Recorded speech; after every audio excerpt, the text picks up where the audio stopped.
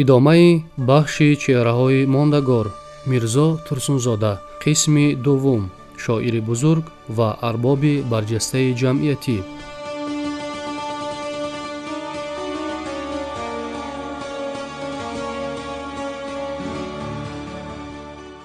мирзо Турсунзода ба насли дуюми адибони садаи 20 тоҷик шомил буда, дар радифи Сотим Улуғзода, Ҷалол Икромӣ, Ҳабиб Юсуфӣ, Ҳаким Карим, Мирсаид Миршакар, Муҳаммадҷон Раҳимӣ, Абдусалом Деҳотӣ, Раҳим Ҷалил, Боқӣ Раҳимзода дар як давраи пур аз тазод ва муборизаҳои дохилӣ ба арсаи адабиёт қадам наҳода буд ва ӯ ҳамчун шогирди ду абрмарди адабиёти муосир Садриддин Айнӣ ва Абулқосим Лоҳотӣ тавассути адабиёту матбуот ба хизмати халқу ватан камар мебандад. мирзо Турсунзода ва ҳамсафонаш бо муҳаббат ва ҷӯшу хуруши ҷавонӣ бо эҷоди ҳар як асар ва ширкат дар сохтмонҳои азим хиштҳои нахустини созандагии ҷумҳурии тозабунёди Тоҷикистонро мегузоштанд, ба мардум рӯҳу тавон мебахшиданд.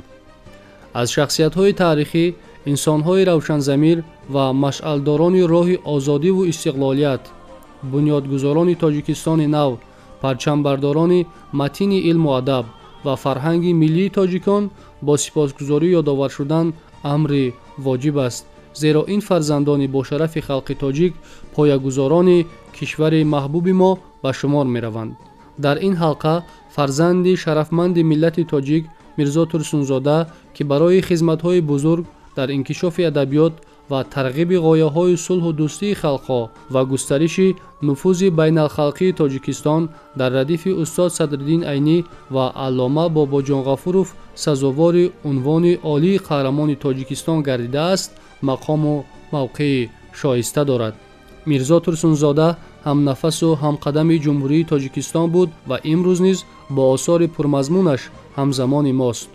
ӯ иштирокчии фаъоли ҳаракати адабии солҳои навсозии Тоҷикистон буд ва нахустин маҷмуаи шеъру ҳикояҳояш таҳти унвони Байрақи зафар ҳанӯз дар соли 1932 дар Душанбе интишор ёфт.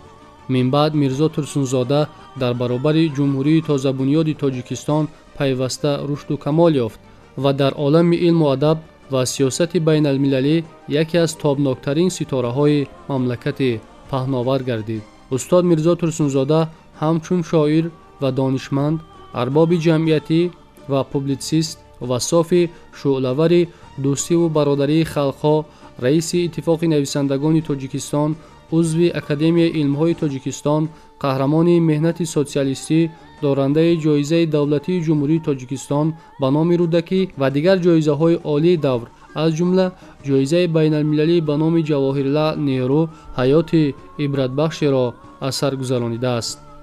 мирзо Турсунзода пеш аз ҳама шоири миллии халқи тоҷик аст.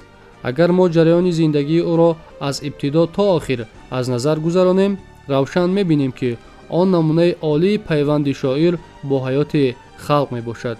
мирзо Турсунзода яке аз аввалин суханвароне буд, ки дар мавзӯи муборизаи озодихоҳонаи ранҷбарон бар зидди зулму ситам ва талаби адолати иҷтимоӣ драмаи шӯриши восеъро ҳамроҳи Абдусалом Деҳотӣ офарид. дар асоси ин асар нахустин операи миллӣ дар таърихи санъати тоҷик эҷод гардид, ки он ҳанӯз 70 сол муқаддам дар аввалин даҳаи санъати Тоҷикистон дар шаҳри Москва намоиш дода шуд ва муваффақияти бузург ба даст овард.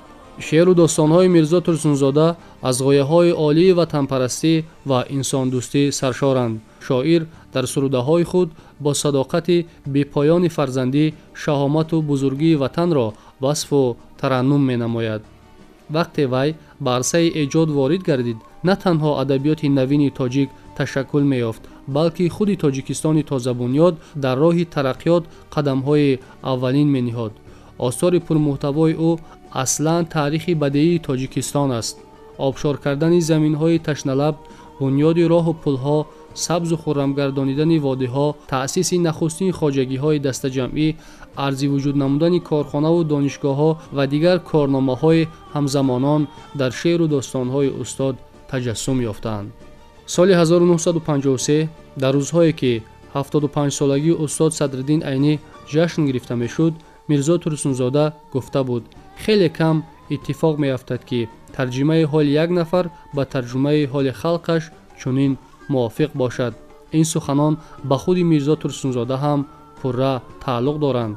زندگی نامه و کار و پیکار او تاریخ زنده ملت ما در عصر 20 می باشد. شما را در نشرهای دیگر به ادامه روزگار، آثار و کارنامه میرزا ترسونزاده در قسم دوم شاعر بزرگ و ارباب برجسته جمعیتی شناس میکنیم.